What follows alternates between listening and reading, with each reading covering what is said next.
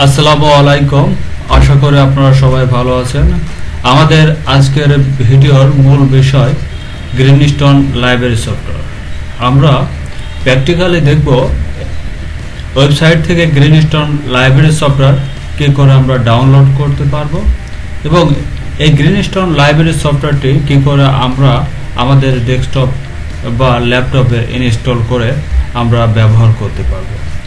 আপনারা পুরো ভিডিওটা দেখার চেষ্টা করবেন। আশা করি এই ভিডিওটা থেকে আপনারা কিছু শিখতে পারবেন।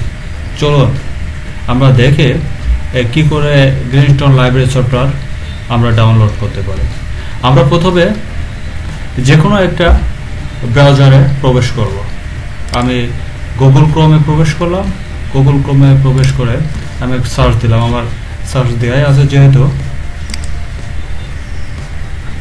গ্রিনস্টোন ডিজিটাল লাইব্রেরি সফটওয়্যার। এখানে আমরা এদের ওয়েবসাইটে প্রবেশ করব।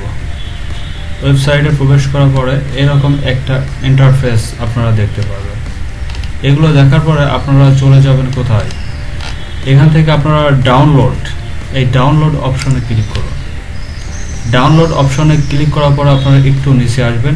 এখানে অনেকগুলো অপশন আপনারা দেখতে পাচ্ছেন ফর উইন্ডোজ। যেহেতু উইন্ডোজ ব্যবহার করছে এর জন্য আমার ডাউনলোড করা উচিত এইটা। যেহেতু আমি উইন্ডোজ ব্যবহার করছে আমি এইটা ডাউনলোড করব। এখানে ক্লিক করলাম, একটু সময় নেবে।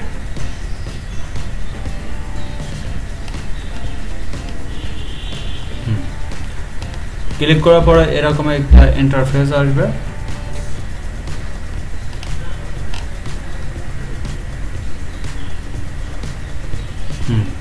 এখানে স্টার্ট ডাউনলোড ক্লিক করলে অটোমেটিক ডাউনলোড শুরু হয়ে গেছে।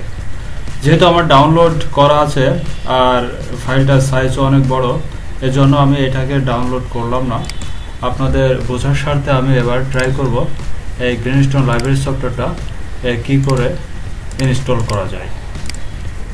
আমার গ্রিনস্টোন লাইব্রেরি সফটওয়্যারটা ডাউনলোড করাই আছে। আমি চলে যাই ডেস্কটপে গ্রিনস্টোন লাইব্রেরি সফটওয়্যার।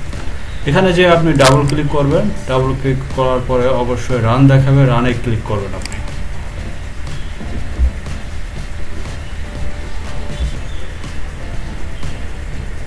সফটওয়্যারটা অনেক বড় তো এই কারণে একটু সময় নিতে পারে। আপনারা একটু ধৈর্য ধরে অপেক্ষা করবেন যখন আপনি সফটওয়্যারটাকে আপনার ডিভাইসে ইনস্টল করবেন।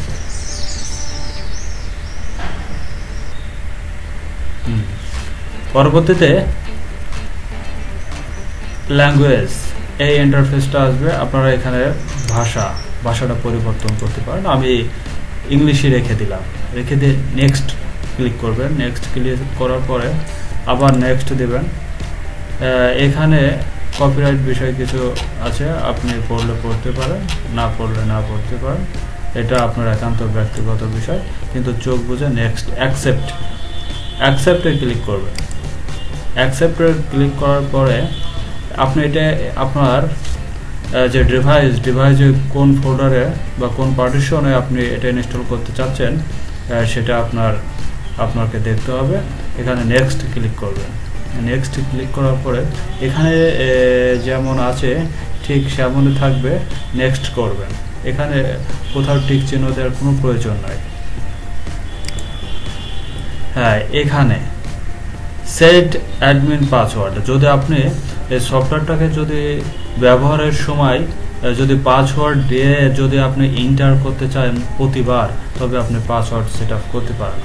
আমি যেহেতু প্র্যাকটিসের জন্য এটা আমি ইউজ করছি, সেহেতু পাসওয়ার্ড দেওয়ার কোনো প্রয়োজন নয়। আমি পাসওয়ার্ড দিচ্ছি না, চলে যাচ্ছি। যদি আপনি পাসওয়ার্ড দেন তাহলে এখানে টিক চিহ্ন দিয়ে তারপর নেক্সট করতে হবে। যেহেতু আমি পাসওয়ার্ড দিতে চাচ্ছি না সেহেতু নেক্সট করছি। এবার ফাইনালে ইনস্টলে ক্লিক করুন। কাজ চলছে, একটু সময় লাগবে। এগুলোর সবগুলো যখন নীল হয়ে যাবে তখন আপনার কাজটি অটোমেটিক হয়ে যাবে। আপনি যদি একজন লাইব্রেরি ম্যানেজমেন্টের ছাত্র হয়ে থাকেন তবে আমার মনে হয় গ্রিনস্টোন ডিজিটাল লাইব্রেরি সফটওয়্যারটা আপনার শেখা অতি জরুরি, যা আপনার চাকরির ক্ষেত্রে ব্যাপক গুরুত্বপূর্ণ ভূমিকা পালন করবে। যখন গ্রিনস্টোন সফটওয়্যারটা আপনার ডিভাইসে ইনস্টল হয়ে যাবে তখন এমন একটা ইন্টারফেস দেখতে পাবেন, ফিনিশড লেখা। তবে এই ধাপটা আপনার ইনস্টল হওয়ার জন্য মিনিমাম 5 মিনিট সময় লাগতে পারবে, তবে আপনাকে ধৈর্য ধরে বসে থাকতে হবে। ফিনিশে ক্লিক করুন, ওকে, এক্সিট করুন, ওকে। আপনার গ্রিনস্টোন লাইব্রেরি সফটওয়্যারটা আপনার ডিভাইসে ইনস্টল হয়ে গেছে। এখন আপনি যদি চান তবে দেখতে পারেন। চলুন আমরা একটু দেখি। আমরা গ্রিনস্টোন লাইব্রেরি সফটওয়্যার, গ্রিনস্টোন,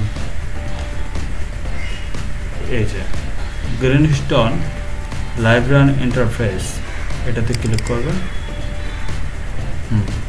তবে আপনারা অবশ্যই লক্ষ্য করবেন যখন এটা ক্লিক করবেন প্রতিবারই এমন দেখাবে, তবে আপনারা ঘাবড়ে যাবেন না, কিছুক্ষণ পরে আপনাদের সামনে সফটওয়্যারটি ওপেন হয়ে যাবে।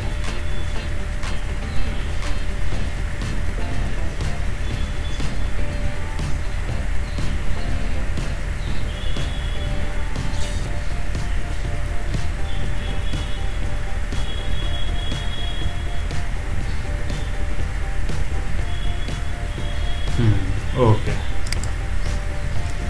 এইটা হচ্ছে গ্রিনস্টোন ডিজিটাল লাইব্রেরি সফটওয়্যারের ইন্টারফেস।